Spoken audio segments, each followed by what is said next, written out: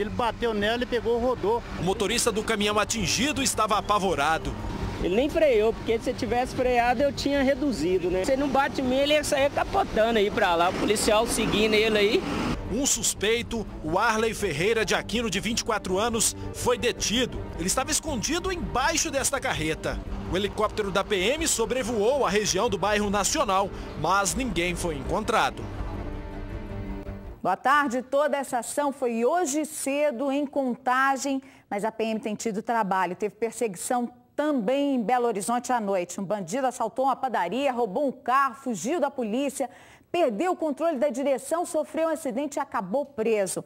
Um telespectador estava no local da ocorrência e nos mandou imagem incrível pelo WhatsApp. O veículo subiu na calçada da rua Lourival Soares de Gouveia, no bairro Céu Azul, e ficou prensado entre uma árvore e o muro de uma casa.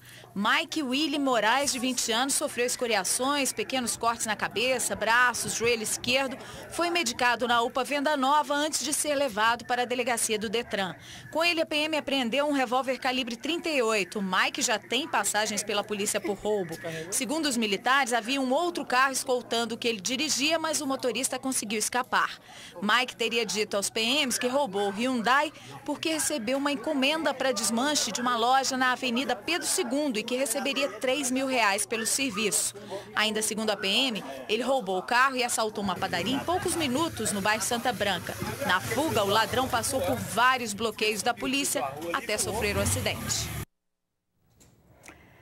8814-1360 é o número do nosso WhatsApp para você enviar denúncias, imagens de flagrantes ou cenas curiosas. Pode falar conosco pelo 3237-6085 ou mandar mensagens pelo Twitter, @LauraLima ou @Jornal Alterosa.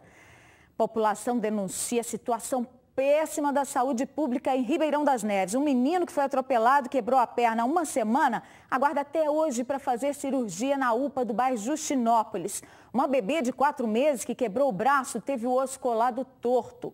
A situação por lá é ruim para quem busca pronto atendimento. Na noite dessa quinta, tinha gente esperando até 8 horas, depois de ter passado por outras 4 unidades.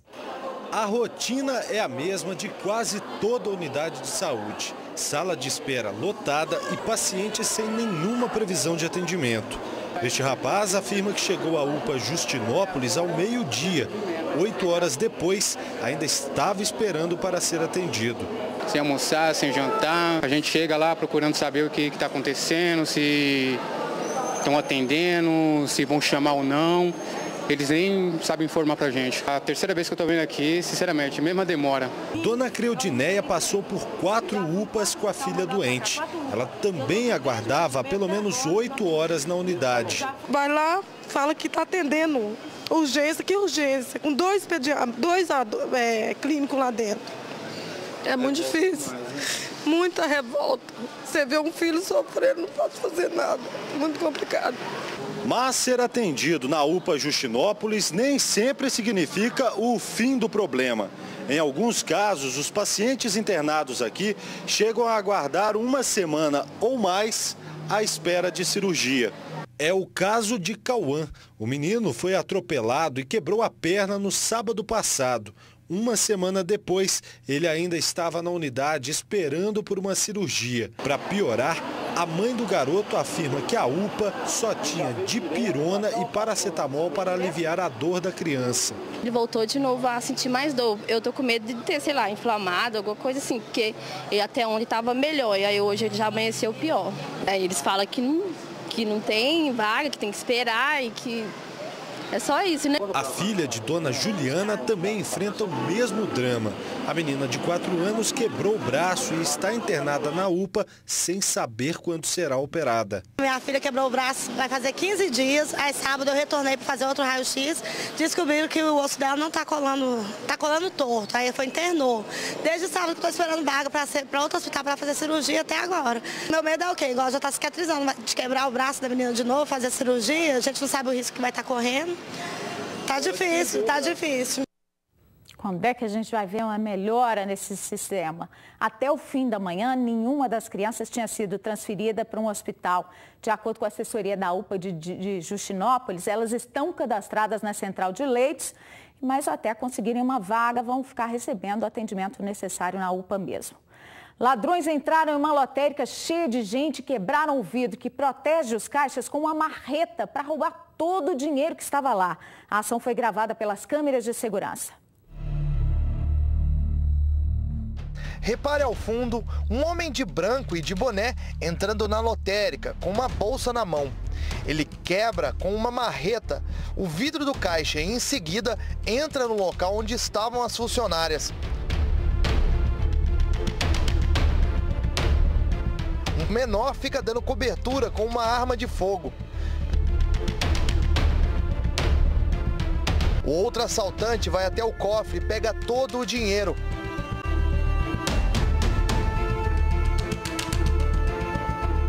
Ele segue para os caixas e pega tudo o que encontra pela frente. O menor ajuda a pegar o dinheiro. Foram cerca de 2 minutos de terror que as pessoas que estavam na lotérica passaram nas mãos dos criminosos.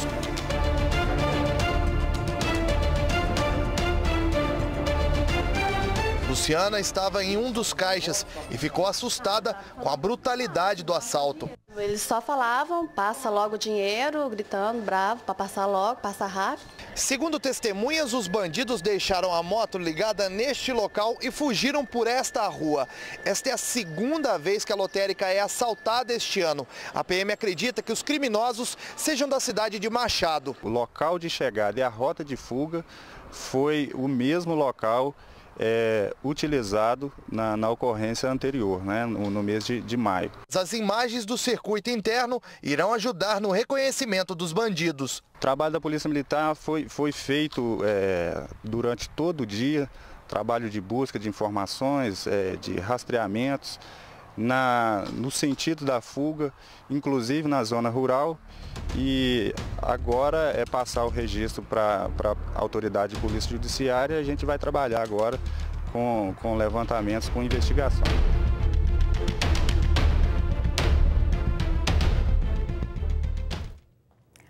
Um homem matou a mulher dele a facadas e disse que foi porque ouviu vozes mandando que fizesse isso. A confissão foi feita ao filho vizinho dos pais no bairro Santa Terezinha, em BH, que foi quem chamou a polícia na noite dessa quinta.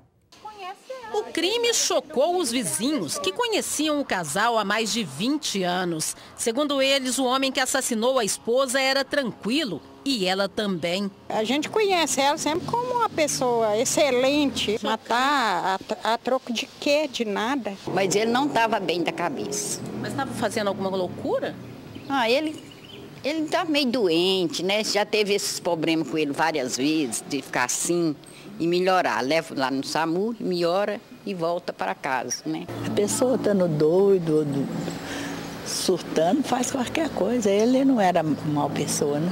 Parentes disseram que o catador de papéis de 63 anos alegou que ouviu vozes dando a ordem para o crime. Segundo testemunhas, antes de cometer o crime, Divino Braga de Oliveira Filho trancou a porta de casa e jogou a chave do lado de fora. Ele deu vários golpes de faca no pescoço da esposa, que ainda conseguiu pedir socorro. Mas quando o filho dela, que mora na casa da frente, conseguiu chegar ao barracão dos fundos e destrancar a porta, já era tarde. Quando ele entrou, ele viu a tragédia toda, perguntou para o pai o que tinha acontecido, por que ele tinha feito aquilo. Aí ele falou que eles tinham mandado ele fazer. Eles quem? Falou eles, né? Para mim é coisa espiritual, né? Divino Braga foi preso em flagrante e levado para o Ceresp da Gamileira. Muitos anos, né? Criado tudo junto, né? Com muitos anos, né? Ninguém esperava por isso, não. As calçadas do bairro Floresta estão em petição de miséria em BH. Outro dia nós mostramos a situação na rua Sapucaí, depois que um cadeirante apelou com os obstáculos e foi para o asfalto enfrentar os carros. Hoje, o Rogério Reis nos mandou um vídeo pelo WhatsApp. Roda aí.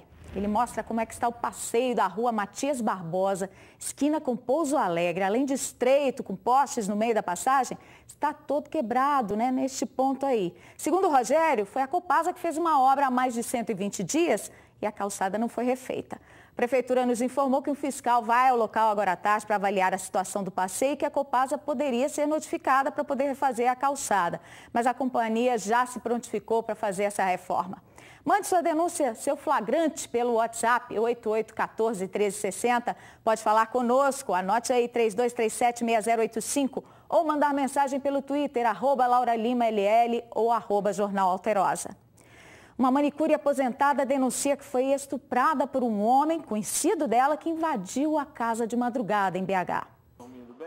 Aos 74 anos, a idosa diz que está no pior momento da vida, muito debilitada, à base de remédios, numa casa de repouso.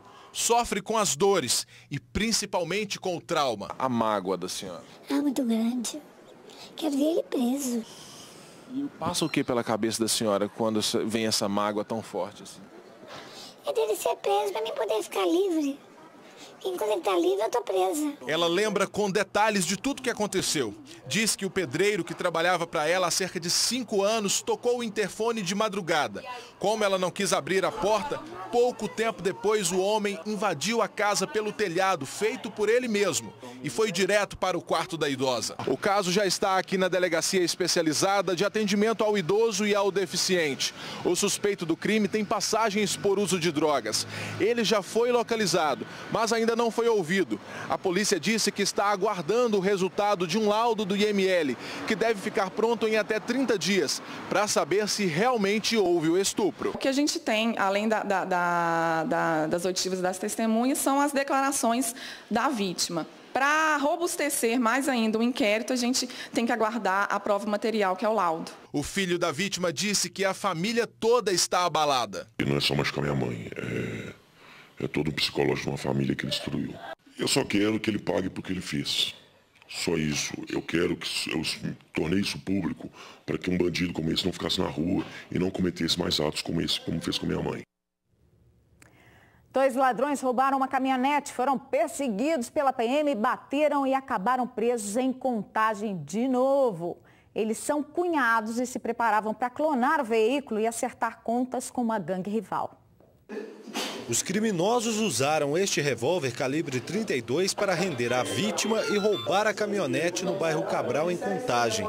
A polícia foi chamada e perseguiu os suspeitos. Já na BR-040, nós acionamos sinal luminoso, a sirene e o giroflex, dando ordem de parada. Contudo, ele não parou. Aí ele trafegou pelo acostamento, tentando evadir, virou à direita e adentrou dentro do bairro Água Branca. E nesse momento, quando ele convergiu à direita novamente, ele perdeu o controle do veículo e colidiu contra a grade de uma empresa. Aí nós demos ordem de prisão e os infratores não mais resistiram. Magno Eduardo Santos Silva, de 25 anos, e o cunhado dele, João Carlos da Silva, foram presos. Os dois já têm passagens por receptação e furto. Os bandidos já estavam preparados, inclusive, para clonar a placa do veículo roubado. Tanto que a polícia encontrou esta placa dentro de um dos carros usados pelos ladrões. E para evitar que eles fossem localizados, os criminosos também usavam este equipamento que bloqueia o sinal GPS, impedindo que eles fossem rastreados. Ainda de acordo com a polícia, a dupla também pretendia utilizar o carro roubado em um acerto de contas. O infrator de nome Magno, que estava na direção, ele nos relatou que tem problemas com outros infratores da região do bairro dele, do bairro Palmital, em Santa Luzia. Falou que seria para matar essas pessoas lá no bairro, que ele tem guerra, né, que eles chamam de guerra. O delegado que investigou a morte de um menino que caiu de um prédio no bairro Serra, em BH, concluiu que a queda foi acidental. Daniel Moreira Vasconcelos Caetano, de 11 anos, caiu do 5º andar deste prédio no dia 21 de setembro.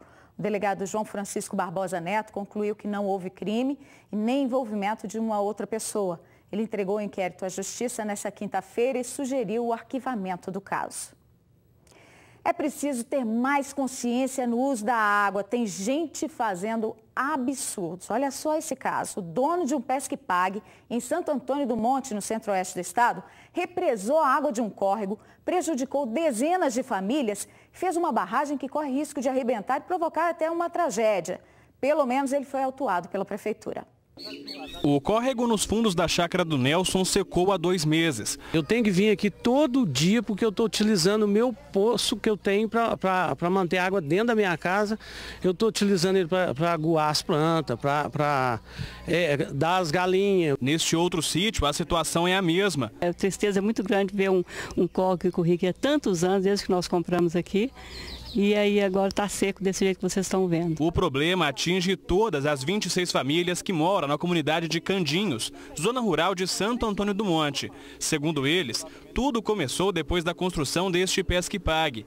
Para fazer a lagoa, o córrego foi represado e a água não chega mais até as casas. De acordo com a prefeitura, a obra é ilegal. A Secretaria Municipal de Meio Ambiente, ora, momento algum, tinha sido procurado pelos proprietários, pelo dono do empreendimento, até mesmo da propriedade, para estar procurando autorização, licenças, a fins, né, de construção da lagoa. Então ela é uma obra considerada clandestina, sim. Para piorar, as casas da comunidade ficam em um nível abaixo da represa. O local vai ser vistoriado pelo Corpo de Bombeiros porque foram encontradas falhas na construção e existe o risco da barragem se romper. Se tiver o rompimento dessa lagoa, a pressão vai ser grande demais, podendo lavar essas casas e jogá-las abaixo. A área onde o pesque-pague foi construído é de preservação permanente. O caso também é acompanhado pela Promotoria de Meio Ambiente. Os responsáveis pelo pesque-pague não foram encontrados para gravar entrevista.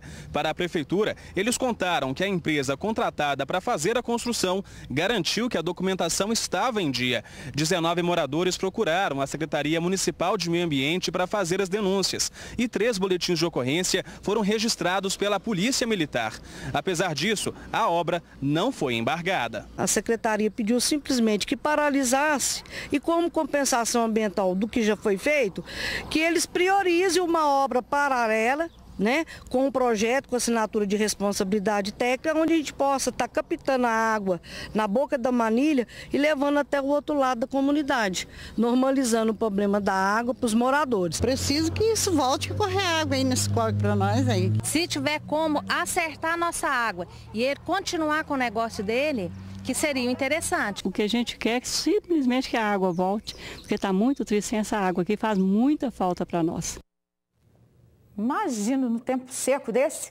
A delegacia virtual já está recebendo ocorrências de pessoas desaparecidas, além de acidentes de trânsito. A população pode usar a internet para dar a queixa e o caso é repassado para a delegacia especializada em investigar. É um serviço que vai facilitar a notificação da polícia para quem vive o drama da procura por parentes.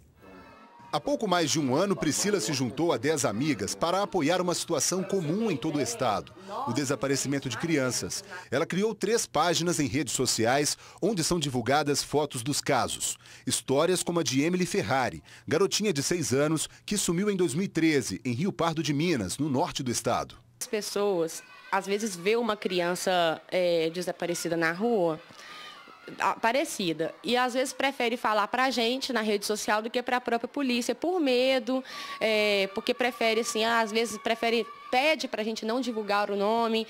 Que a internet é uma ferramenta essencial nos dias de hoje, todo mundo sabe. O que poucas pessoas conhecem é a Delegacia Virtual, uma página da Polícia Civil na internet para facilitar a entrada de determinadas solicitações. E nela há um espaço reservado para casos de desaparecimento. Esta parte do site começou a funcionar há menos de 2 meses e, por ser pouco conhecida, conta apenas com 53 registros de desaparecidos. Nesta sala, as solicitações chegam acompanhadas de fotos e são triadas por 6 analistas da Polícia Civil. Depois de verificado e dada a veracidade do registro, é feito o boletim, é imediatamente feito o boletim, que a pessoa recebe, inclusive, por e-mail, e encaminhado para uma unidade especializada para dar prosseguimento na solicitação.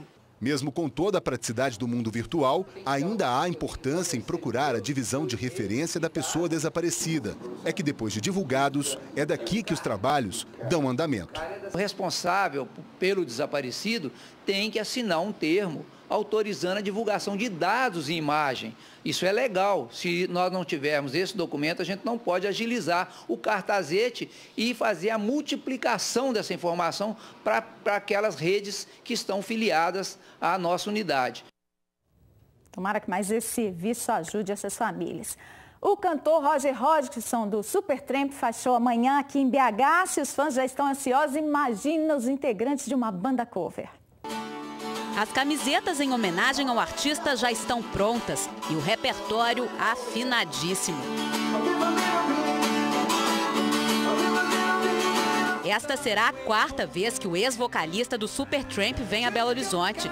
O violão de Marcos tem até um autógrafo conseguido no camarim de Hodgson no último show dele na capital, em 2012. Quando eu levei meu violão e ele se ofereceu para autografar, antes mesmo de eu pedir, ele se ofereceu e perguntou para mim, give a little bit? Eu falei, ok, give a little bit. A admiração é tanta que o grupo de amigos criou há 23 anos a Sia Supertramp, cover da banda de rock britânica.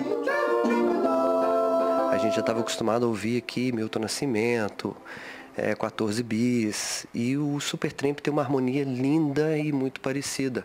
Além das vozes, né?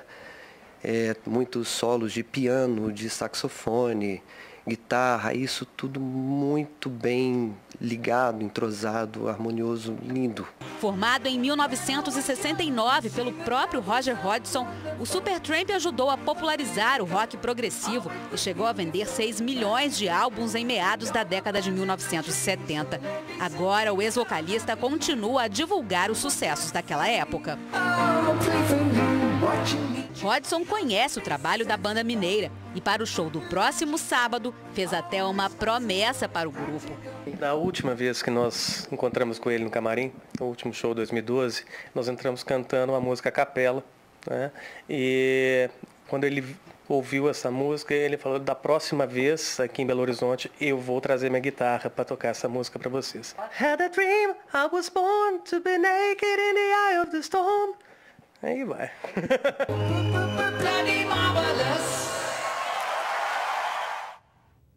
Muito bom, eu fui num outro há algum tempo. O show dele é amanhã, às 7 da noite, no Parque das Mangabeiras.